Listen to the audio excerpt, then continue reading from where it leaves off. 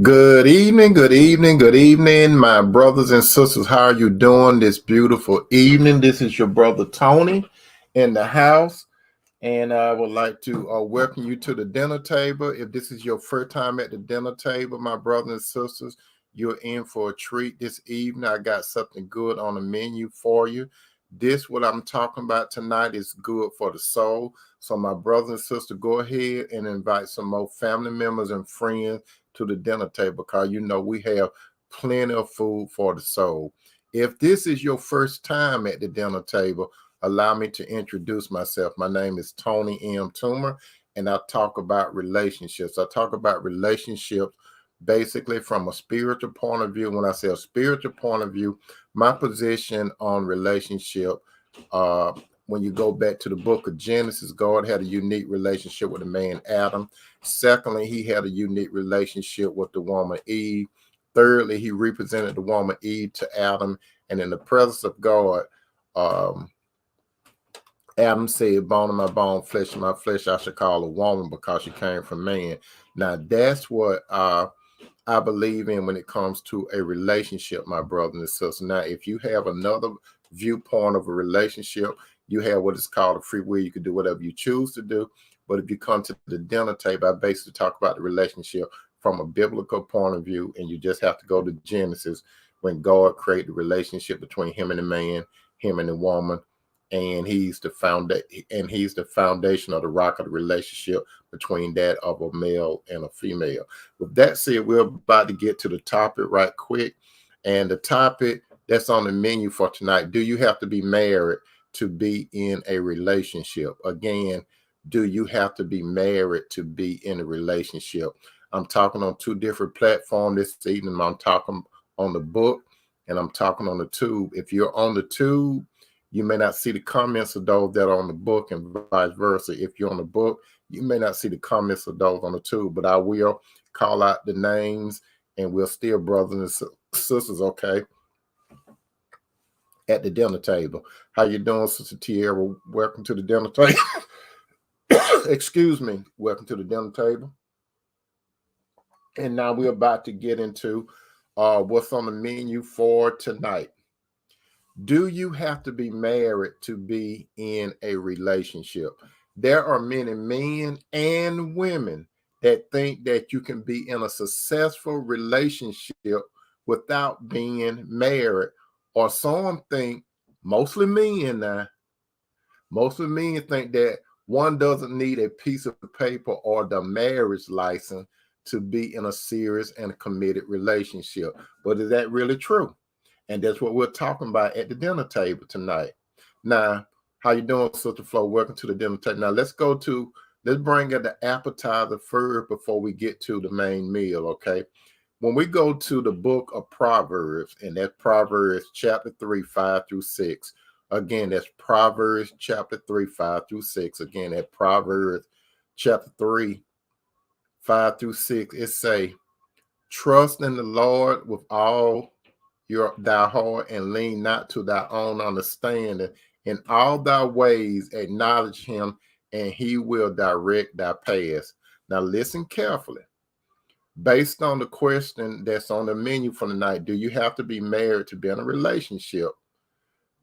We should not go to a man. We should not go to a woman. We should not go to relationship coaches. We should not go to psychologists. We should not go to different media outlets to ask this to get the question. Excuse me, not question, but the answer to this question. Do you have to be married to be in a serious relationship? Remember, I said in the book of Proverbs, chapter 3, 5, 6, where can we go to find out this answer? It said, trust in the Lord with all thy heart and lean not to thy own understanding. And in all thy ways acknowledge him, and he shall direct thy path. So the best person to answer this question is the Lord. But before we see what the Lord has to say on this topic, let's go to when it comes to marriage, my brother and sister, different people have different definitions of marriage. But let me tell you what a marriage is defined as. and I'm reading this. A marriage is defined as a formal union and social and legal contract between two individuals that legally, economically, and emotionally unite their lives. Again, marriage, a formal union and social and legal contract between two individuals that legally, emotionally, and economically unite their lives together. That's what the dictionary say marriage is. And that's actually when we talk about something formal in the marriage life. Then there's this thing that's called common law marriage. Now, I'm going to read this to you. What is common law? Common law is defined as or known as non-ceremonial marriages. It's an informal marriage or marriage by habit, is a legal framework where a couple may be considered married without having formal registration of their relationship as a civil or religious marriage. So common law marriage, you don't quote unquote need the paper. Now, I just read to you what a marriage is defined as according to the world, and I just told you what common law according to the world. Now, there are a few states, my brother and sister, and I have talked about this in the past, but I'm just going to tell you because it came up again.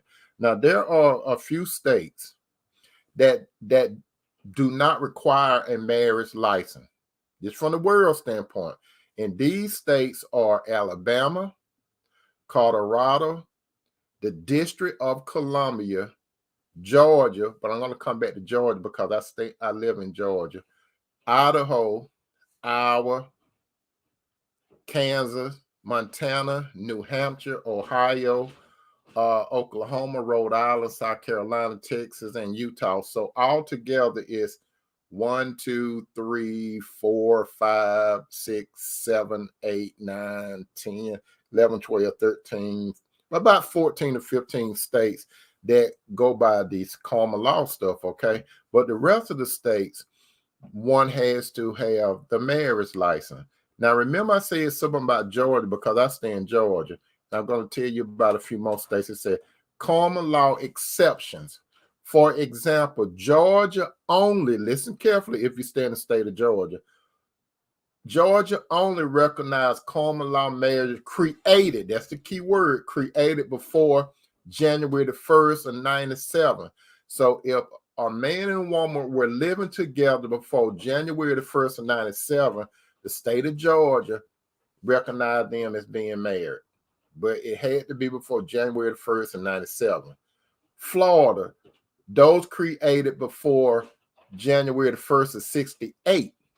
So if you were married before January the 1st of 68, the state of Florida recognized you as being married, common law. And Ohio, those created before October the 10th of 91. So the state of Ohio, they will validate common law marriages if you was in a union per se, the year, month, and date, October the 10th of 91. Other limitations and restrictions apply. For example, New Hampshire only recognizes common law marriages after one partner dies. In Texas, the common law marriage must be registered with the state.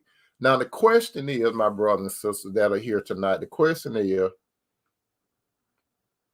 do you have to be married to be in a relationship? Now, it's very easy to answer. Now, it's God's way and it's the world's way. Most people would prefer to go by God's way, especially if you live in the West and you adopt the Western lifestyle, okay? It's very simple. It's very simple, my brother and sister, and I'm here to tell you tonight the answer to this question. First question is this: do you like having sex?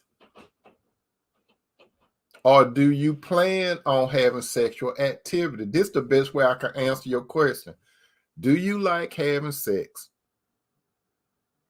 Or do you plan on being sexual active? This is a key thing, my brother and sister, how I'm about to answer your question. This leads to God's point of view, okay?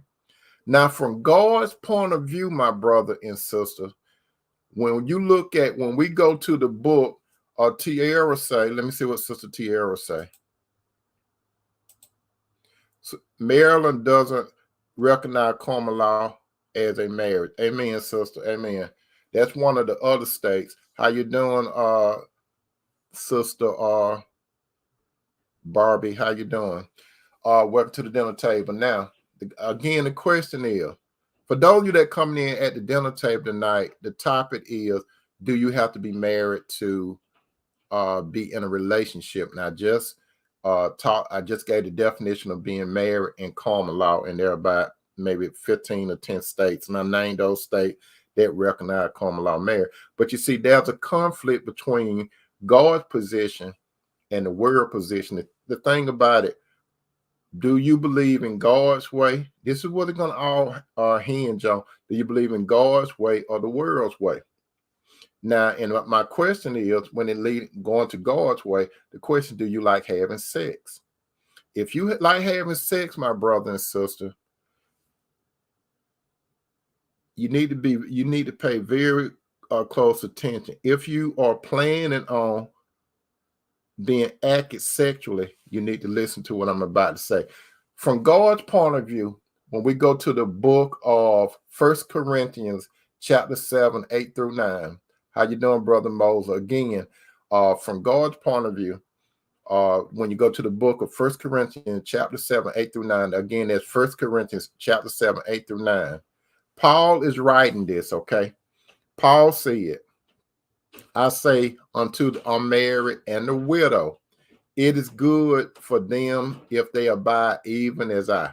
So Paul advising those who are unmarried and a widow to be as he is called. At that particular Paul, it appeared like Paul was not focused on a relationship, in a relationship with a woman. And there's nothing wrong with that. So if Paul was not focused on being in a relationship with a woman, that means no sexual activities, right? But then Paul come back and say, but if you cannot contain, let them marry, for it is better to marry than to burn. Listen to what Paul said. But if they cannot contain, that means if you know you got an urge to be sexual active, brother or sister, with a member of opposite sex, that means that you cannot contain. You have an urge, you have a need, and God put that sexual need into you, my brother and sister. That's an indication, my brother and sister, that you were created to be partnered up with a man or a woman, depending on what gender you are, of the opposite sex. So that in itself tells you, my brother and sister, that you were made to be in a relationship with a member of the opposite sex, which means that's why Paul said it is better married than to burn. And when he said burn, he's not talking about going to hell. He talk about that passion that you have. So having that sexual urge, my brother and sister, that's just a small indication that you're supposed to be married from God's point of view. Now the conflict could come up to this.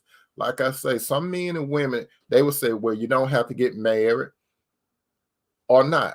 But you see, God got something else in store too, and it's called the law of the land. Again, it's called the law of the land. And what is the law of the land? When we go to the book of Romans, chapter 13, 1 through 7, again, that's Romans chapter 13, 1 through 7. Again, that's Romans chapter 13, 1 through 7. This is what the Bible says. Let every soul be subjected to the higher power, for there is no power but of God. The power that be are ordained of God. Whosoever therefore resists the power resists the ordinance of God, and they that resist shall receive to themselves damnation. For rulers are not a terror to good work, but let me say, to good work, but to the evil. Will thou then not be afraid of the power? Do not do which is good, and thou shalt have praises of the same. For he is a minister. They talk about God is talking about the government. for he is a minister of God for thee. But if thou do that which is evil, be afraid, for he bears not the sword in vain. For he is a minister of God, a revenger to execute wrath upon him that does evil. Wherefore you must need to be subjected, not only for wrath, but also for conscience sake. For this called pay tributes, also that means pay taxes. If the government require you to pay taxes, you're supposed to pay taxes. That's what the Bible say. For this call pay ye tributes. That's what they call taxes during that time. For they are God minister attending continuously upon this very thing. Render therefore, listen to it say, render therefore to all their dues, tribute to whom tribute to do, custom whom custom, fear whom to fear, honor to whom honor. What is that saying? You have to go by the law of the land. It's right there in Romans 13, chapter 1 through 7. As long as it does not conflict God's law. You got to understand that. So as long as so there are some states that require, the states that require that you have a marriage license. And there are about 14 or about 15 that does not. But the question is, the law of land, does it conflict with God's law? Now, going back to God's law, again, in 1 Corinthians 7 through chapter 7, that 1 Corinthians chapter 7, 8 through 9, again, that 1 Corinthians chapter 7, 8 through 9, it say, Paul said, I say, therefore, to the unmarried and the widow, it is good for them to abide even as I. That means single, no sexual activity. But if you cannot contain, if you have a desire, brother and sister, to do it right in God's way, because there's nothing wrong with sex, okay? There's nothing wrong. It depends on how you do it and when. How you do it from God's point of view, my brother and sister, God, what type of relationship God want us to be in? Does God want us to be single and be sexual with someone? Or does he want us to be married? That's the question. What does God want? God desire, my brother and sister, is for us to be married. Even though the law, I just read to you the law of the land, but a man and a woman, they could manipulate the law of the land and still play the part of husband and wife. When it comes to husband and wife, my brother and sister, you have to be serious. You have to be serious. You can't play house. You either play house or you do it God's way. God's way is like if a man and a woman is living together, because I have seen it that way before, my brother and sister. I'm being honest with you. I used to stay with, before I got married to a woman, not with Cinderella, because when we got married, we talked about it and we said we weren't going to live together and all that kind of stuff before we got married. But in my past, I sinned against God and I was cohabitating when I should have not been cohabitating. I was being sexual intimate when I should not have been. So I sinned before God. I sinned with the woman and I sinned against my own body. But first of all, I sinned against God. So my brother and sister, I'm telling you, I did wrong. I actually did wrong. I did not do it God's way. That's why it didn't last long. It appeared that it was successful, but God was holding back true success. So my brother and sister, I'm telling you this. If you do not do it God's way, you may think that your relationship is successful. You may think it's going to grow, but if you don't do it God's way, it's not, you're not going to reach that utopia experience of a relationship. So a man should be initiate going ahead getting this thing done. And you know the three thing that I always say, did go for a man and woman. They both need to be serious minded. They both need to commit, and they both need to be in a covenant relationship. So when a man and woman is serious, when a man and woman commit, and when a man and woman move towards the covenant part of the relationship, that's where God is at. And I always say to my brother and sister, and you know, I beat this, and I beat this, and I beat this. God positioned it for a man and woman to get engaged and move towards marriage. Or if you don't get engaged, go ahead and get married. That's God's position. Long as it doesn't conflict with the laws of the land. So in order for you to understand whether it conflict with the laws of the land, you have to pray to God for God to enlighten you so you can understand what is true and what is error. So I'm telling you, my brother and sister, do it God's way. If there are any questions before I leave, my brother and sister, this is the Q&A part. If you have any question, put down there, wait, and then go ahead and formulate your question, and we can address it right now. If you want to do it, we can address it right now. Just put the word wait, and I do it. How you doing, Sister Sherry Eastmill? Welcome to the dinner table. If you say wait, I'll wait for you to formulate your question. For those of you that you may just be coming late to the dinner table, the topic was, do you have to be married to be in a relationship? And the short answer is, you need to be married to be in a relationship from God's point of view. Because God does not, and I always say that God does not view a relationship between boyfriend and girlfriend. He does not recognize, only God recognizes the relationship being engaged, moving towards marriage or marriage. That's the between a man and woman. But the world look at it another way. But whose viewpoint is more important? Is it God's way or the world's way? The world, the Western world, in the United States, we have common law. And I read to you all the states that recognize common law. And I said the states are Alabama, Colorado, the District of Columbia, Georgia, depending on the time limit with Georgia. How you doing, cousin Connor? Welcome to the dinner table. Idaho, Iowa, Kansas, Montana, New Hampshire, Ohio, Oklahoma, Rhode Island, South Carolina, Texas, and Utah. And then I told you all the exceptions to common law. I said, for example, Georgia only recognized common law if it was before January the 1st of 97. The state of Florida recognized it if you was living together as common law January the 1st of 68.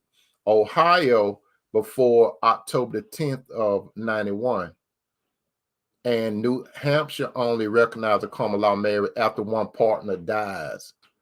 In Texas, the common law marriage must be registered with the state.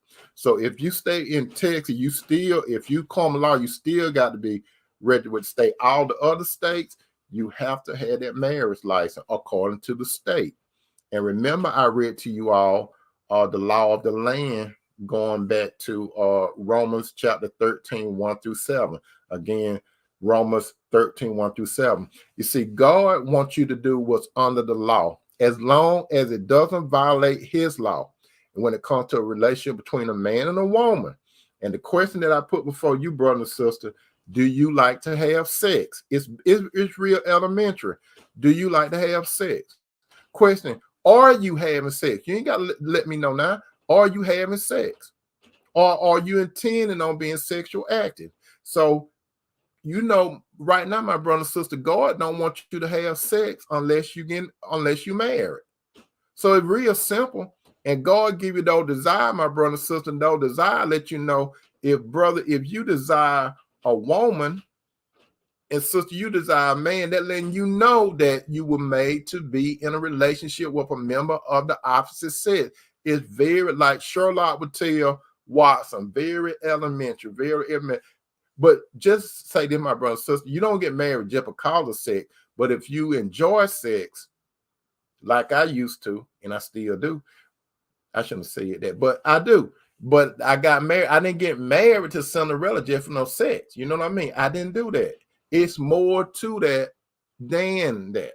You understand what I'm saying? So, because the concept, there are a lot of people who prefer common law until they break up and end up fighting over property. That's one main reason. That's right, cousin Connie.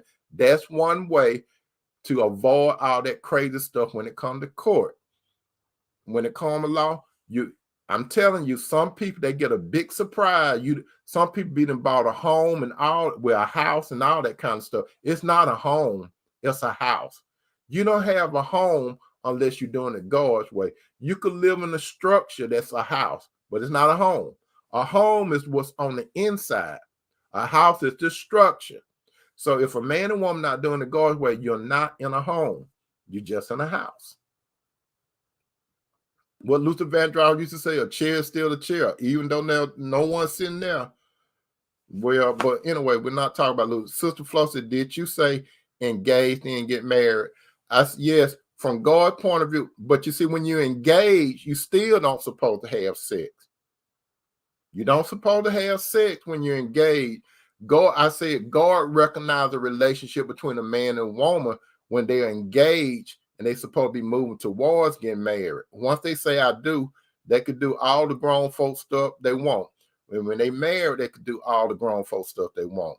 But if you're not married, that's the bottom line. If you're not married, brothers, you need to keep your pants zipped up. And sister, you need to keep your dress down. Now, some of you saying, Tony, how can you say that part? How can you say that part? You used to be out there. Yes, I was out there. But you see, the thing about it, I admit that I was doing wrong. I was sinning against God, and I was sinning against the woman, and I was sinning against myself. I was sinning against my own body. Like some of you all are still sinning against your own body right now. Some of you all probably going to do something. Hopefully you don't when we get off air, or when you leave the dinner table. But I'm just laying the facts out there. How you doing, Sister Teresa? Welcome to the dinner table. I'm just laying the facts out there. It's going to come down to this. Are you going to do it God's way, or are you going to do it the world's way? That's a question, my brothers and sisters. If you want to please God, you need to do it God's way. As a matter of fact, the Bible even say this. You know, there is fun in sin. No, it ain't no such thing as you don't have fun sinning. Some people you do, to tell you the truth, you do have fun sinning. But what we don't think is the repercussion after we finish whatever we're doing, especially when it comes to fornication. Yeah, it's some fun in fornication. Short term, it is. But what's the bad thing? It could be unwanted pregnancy. It could be some diseases, some that you can't get rid of now. And the bad thing about it is, too, it's the thing called soul ties. You can get an unhealthy soul tie, my brother and sister, where a man and woman, you could break up and you still link to them. You could be, brother, you could be married to another woman, but you soul tied to another woman, and you find yourself still thinking about her, wanting to be with her. And some of you sisters, you could be with another man, married to him, but you still got a soul tied to this other man, and you want to be with him. You think about it. Some of you brothers, you may be with your wife, but you soul tied to this other woman, and you close your eyes and you visualize that you with this woman, because your wife is not bringing it to you like this other woman used to bring it to you. And some of you sisters, you may be thinking, you might close your eyes and you be intimate with your husband, but you thinking about how that other man used to do you because your husband is not bringing it to you. And that's an unhealthy soul tie. And when that phone ring or you get that text, you get so excited because that other person, y'all still linked together. So you have to cut those soul ties. And the only way you're going to cut those soul ties is with the Lord. How you doing, Sister Lady Shantae? Shantae have a question. Go ahead, sister, and let us address this question right quick. Yes. Anybody have any question or comment before we get up from the dinner table? Lady Shantae, she's about to ask a question. She put the word wait down there. If you have a question or comment, put wait, I'll wait, and then you put the comment. You can address me or any other brother and sister, but Sister Lady Shantae, she's about to ask a question, and we're about to address it. Sister Tierra, she got a question. She just put wait down there. So there's two questions that we got to address. Okay. Anybody else? Do you have a question? Put wait. We'll wait, and then you go ahead and formulate your question, put it out there, and we'll address it. Okay. That's all you have to do, my brother. That's all you have to do, my sister, because we family here. There's no bad question. There are no stupid questions. We are open here. We are transparent. at the dinner table. So there's something that you need to say, my brother. Any question, brother, any question, sister, we are here to address it tonight. So we're waiting right now. We got 2 questions so far that's about to come up, and we're gonna address them. And if this delayed 2, we're gonna get ready. And by the way, my brother and sister, go ahead and start getting your carrots together.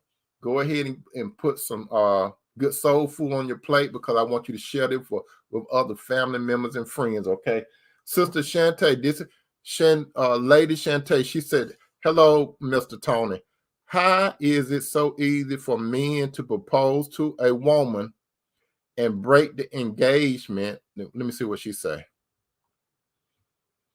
Hello, Mr. Turner. How is it so easy for men to propose to a woman and break their engagement once some problem arise? I'm asking because some men will say, "God showed me that you are my wife." This is always confusing. The reason why, Sister Lady Shantae, is because this one thing, this man is lying. He is lying. He's lying. He's lying. He's a liar in all caps. Liar. He's a liar, because God did not tell him that to get engaged. And when problems arise, because first of all, he more than likely didn't even ask God. It's something that came up, and he wants to back out of it. And he using the thing problems to help him to break the engagement. That's all he's doing. He's lying to you. He probably gave you what is called there's 2 type of ring for engagement. There's the engagement ring, and then there's a ring that men give that's called the shut up ring. The shut up ring is to mislead a woman that he wants to get engaged. I mean married, but it's just a shut up ring. So he's lying. And especially when he said, "God showed me that you are my wife," that's a big lie, because God does not change his mind like that. God is consistent. So if he said God showed him that you is his wife, this guy is lying. It's better that you find out right now. So you good to go. It's better that you find out right now. Leave him alone and move on, sister. Sister Tierra said,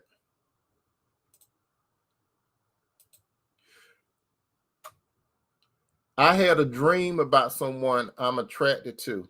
I dreamed that we were standing in blue water. I dreamed about this person heavily." You had a dream and y'all was standing in water. I have been trying to figure it out. What does that mean? You're welcome, Sister Lady Shantae. Um, y'all was standing in blue water.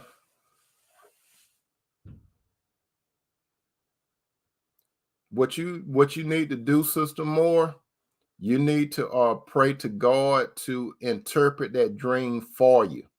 That what you need to do, just pray to God and ask God to interpret the dream for you, and God will interpret that dream for you.